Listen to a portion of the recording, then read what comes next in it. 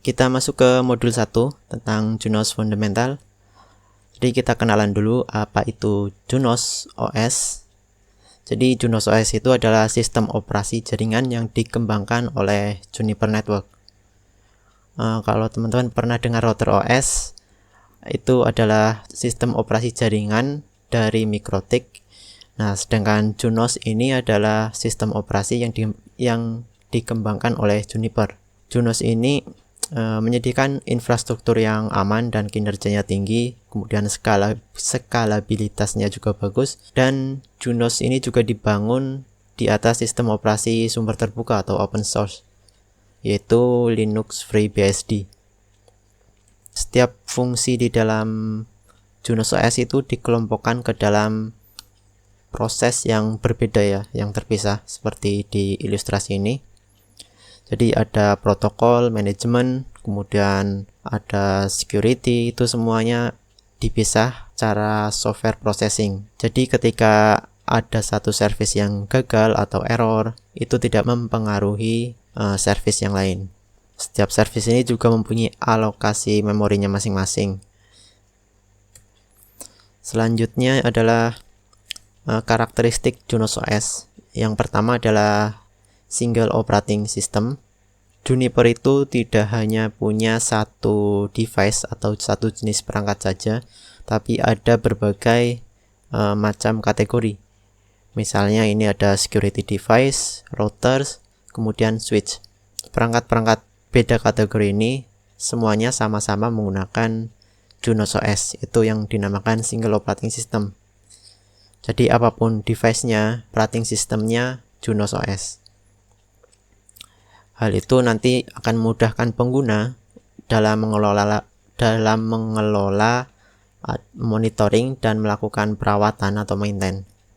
Kemudian di semua produk Juniper itu, baik switch, router maupun security-nya itu mampu menjalankan fitur-fitur dasar sistem operasi jaringan seperti layer 2 switching, kemudian firewall, itu sudah ada di setiap device-nya. Lalu kalau sudah ada, kenapa sih perangkatnya harus dikelompok-kelompokkan?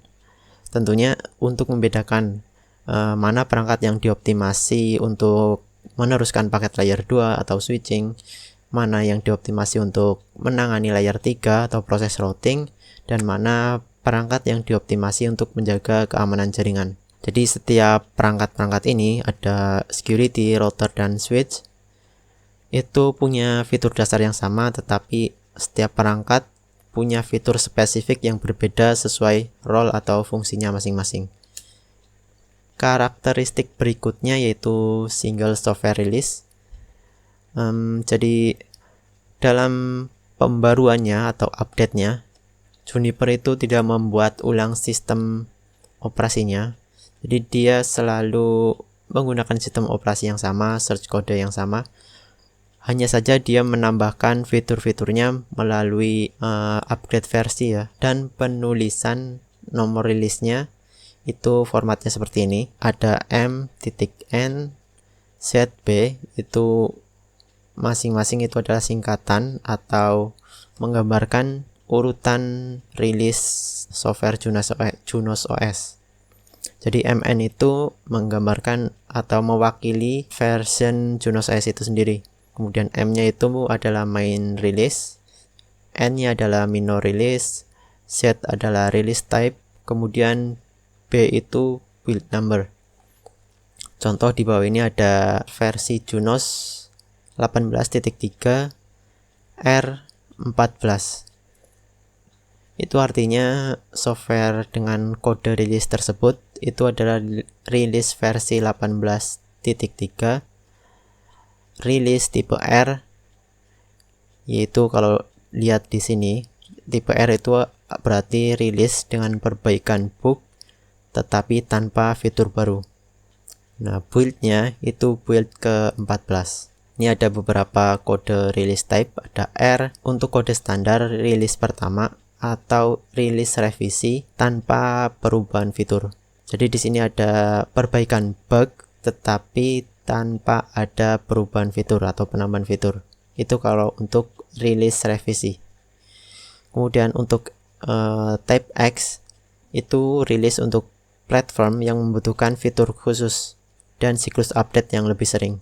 Biasanya rilis X ini untuk security platform. Kode tipe F ini adalah kode rilis revisi atau perbaikan bug, dan di dalamnya juga termasuk ada perubahan atau penambahan fitur.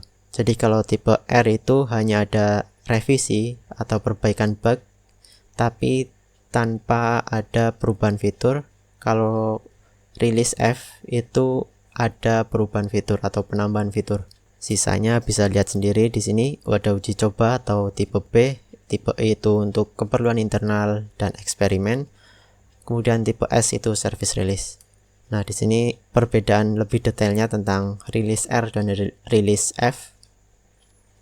Jadi misal kode rilis pertama versi Junos OS itu 15.1 R1.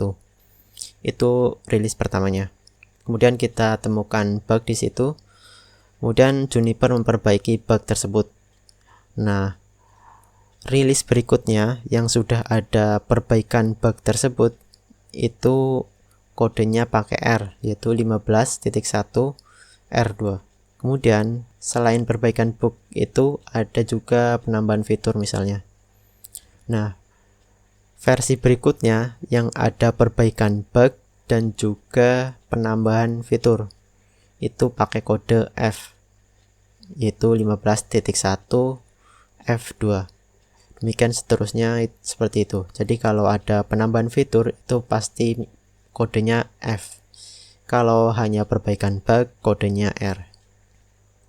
Salah satu karakteristik Junos OS yang menurut saya unik dan berbeda dengan vendor atau perangkat lain itu adalah modular arsitektur. Sebelumnya modular itu apa? Di modular itu kalau di perangkat networking untuk jaringan menengah ke atas seperti perusahaan, kampus, service provider, dan data center, itu biasanya hardware-nya memiliki arsitektur modular yang memungkinkan pengguna untuk menyesuaikan dengan kebutuhannya. Jadi misal di gambar ini ada beberapa slot interface, yang ini sudah terisi, yang ini masih kosong. Nah, yang kosong ini atau semuanya ini tuh sebenarnya bisa dilepas atau bisa diganti. Jadi yang sudah ada ini kalau misal kedepannya itu rusak, itu bisa diganti tanpa mengganti keseluruhan device atau perangkat ini. Jadi hanya diganti modulnya ini saja. Demikian pula kalau kita mau menambahkan interface-nya, kita hanya perlu menambahkan di slot yang masih kosong ini. Itu maksud modular di sisi hardware. Jadi hardware itu komponen-komponennya terpisah. Jadi bisa pengguna ganti sesuai kebutuhan pengguna tersebut. Nah, di sini di Junos OS selain hardware, softwarenya juga mendukung untuk modular arsitektur, yaitu dengan cara pemisahan control plane dan forwarding plane.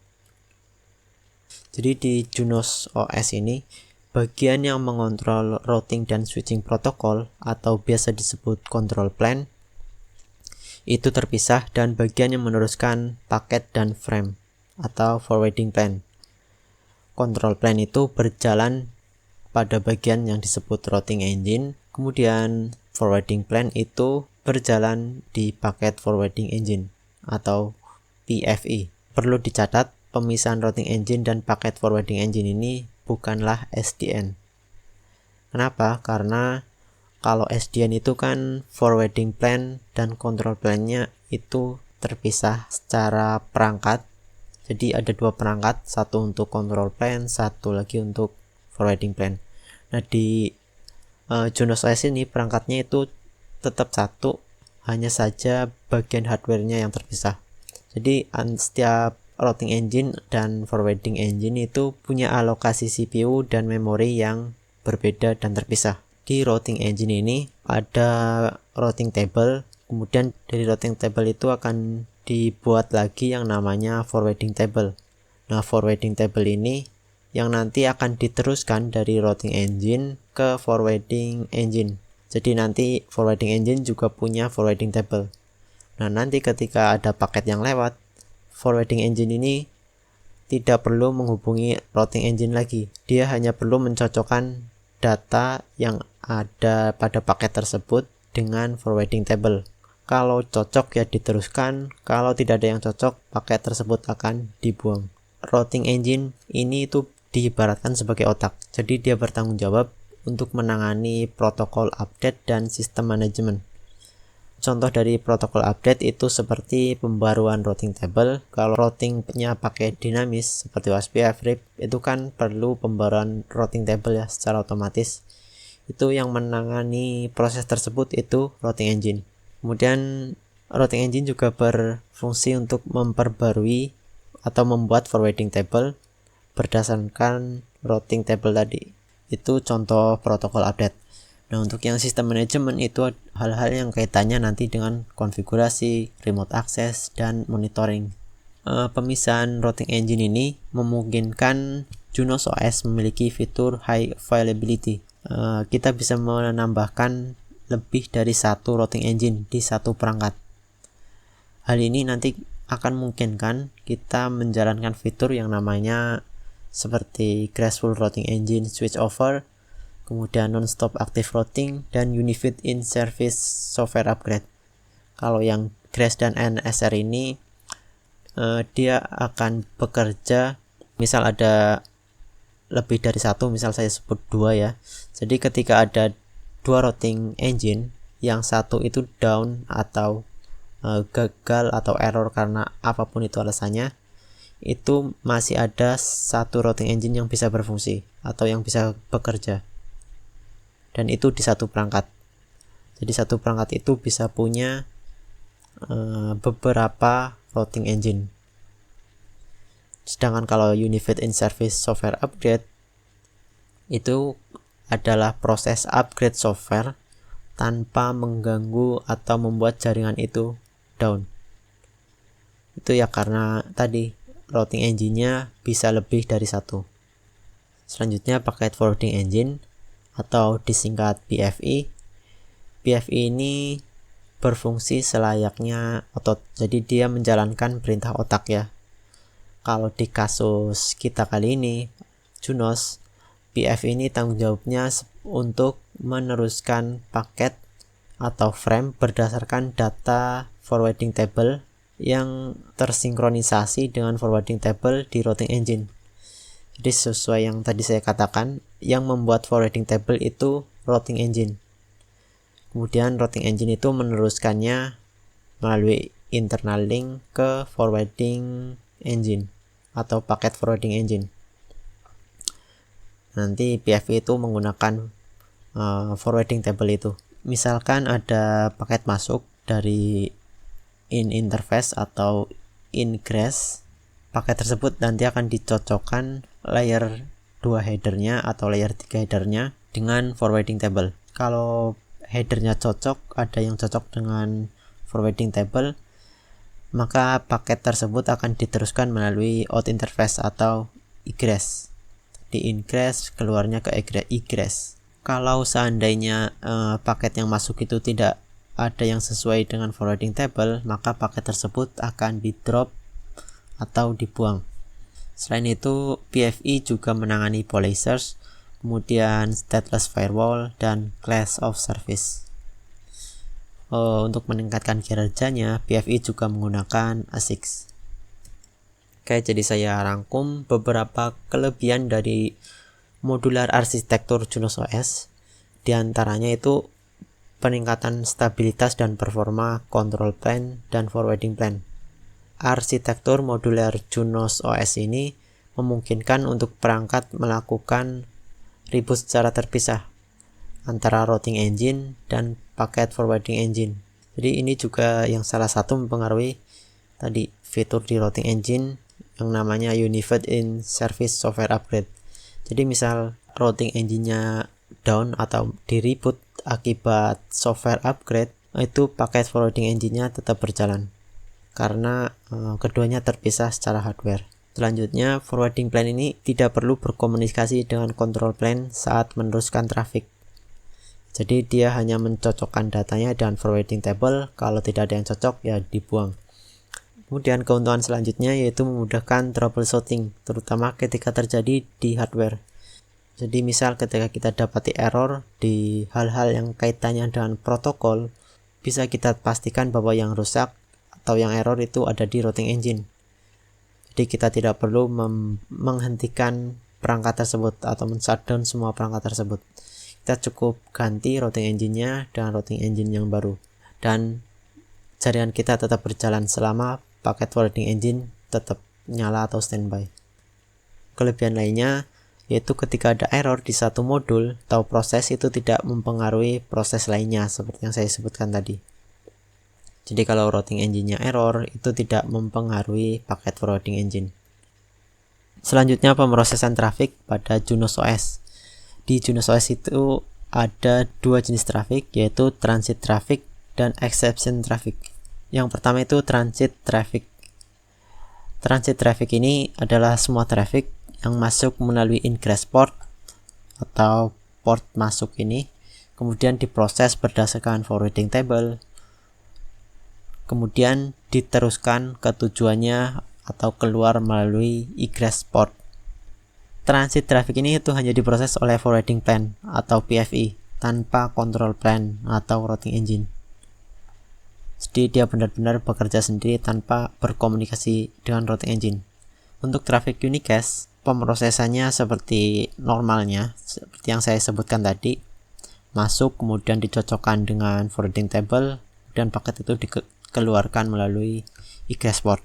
Nah, kalau untuk traffic multicast atau broadcast itu kan untuk dari satu perangkat ke banyak perangkat. Di paket forwarding engine ini, paket atau frame multicast broadcast itu nanti diduplikat kemudian diteruskan untuk keluar ke berbagai atau lebih dari satu egress port.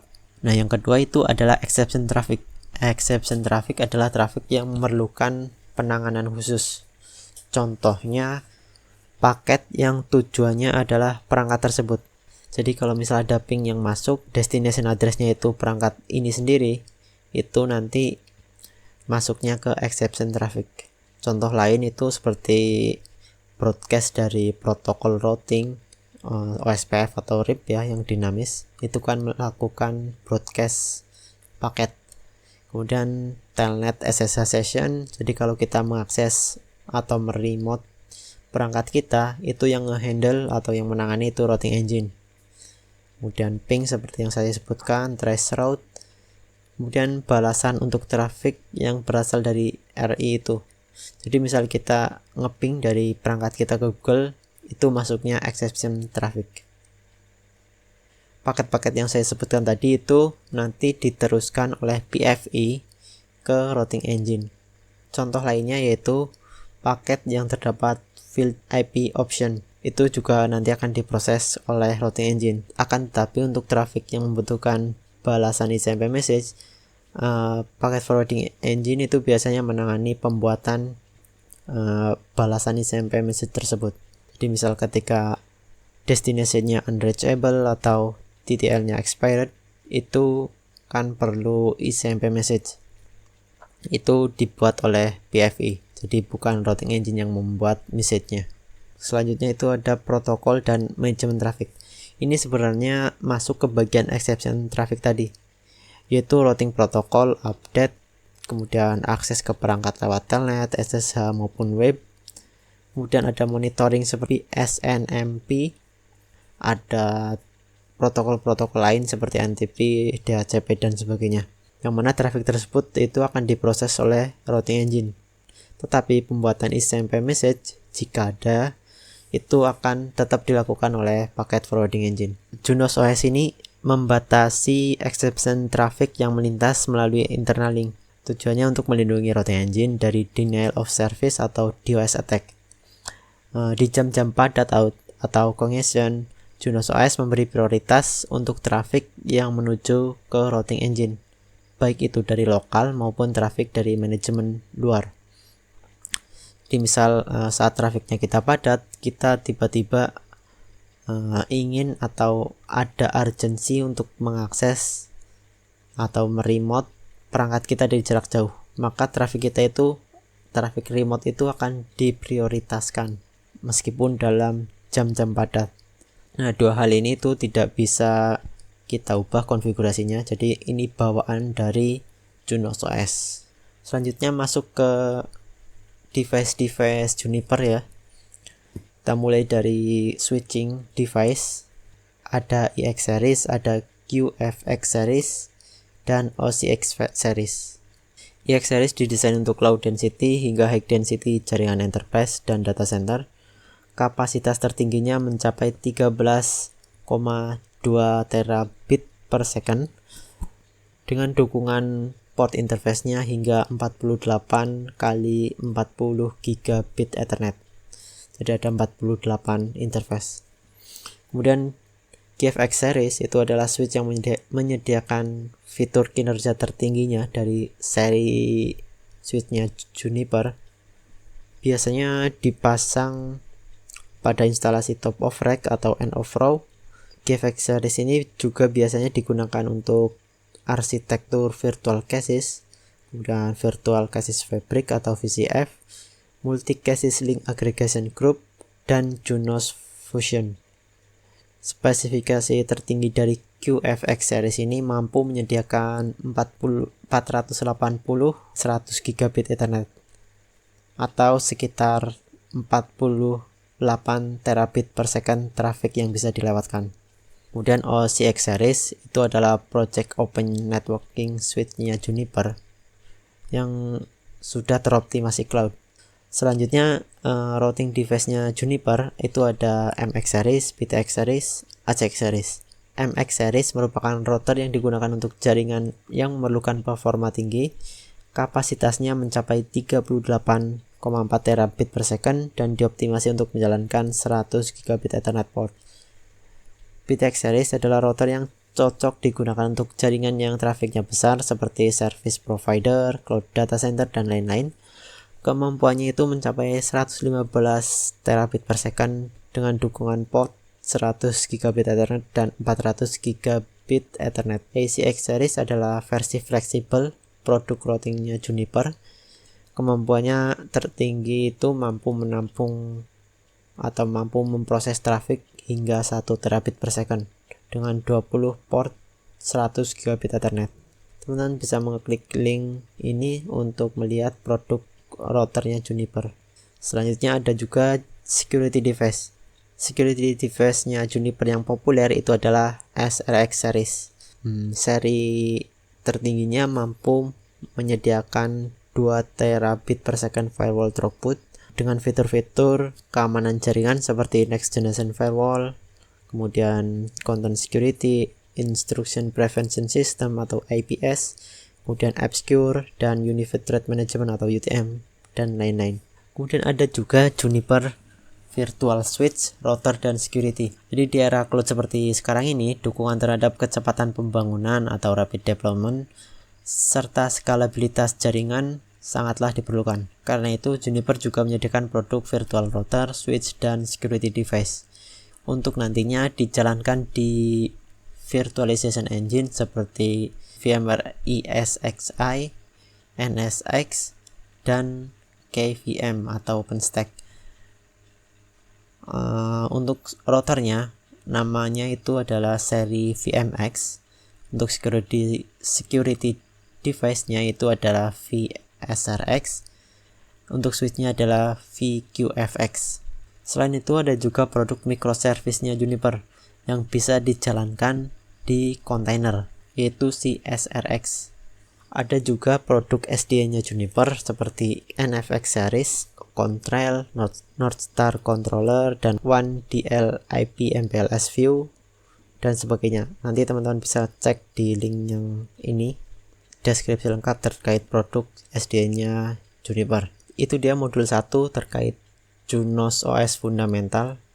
Tadi kita sudah belajar mengenai karakteristik Junos OS, arsitekturnya, kemudian pemrosesan trafik di Junos OS, dan terakhir tadi kita belajar atau mengenal produk-produk Juniper. Kemudian selanjutnya kita akan belajar mengkonfigurasi perangkat Juniper khususnya yang menggunakan Junos OS.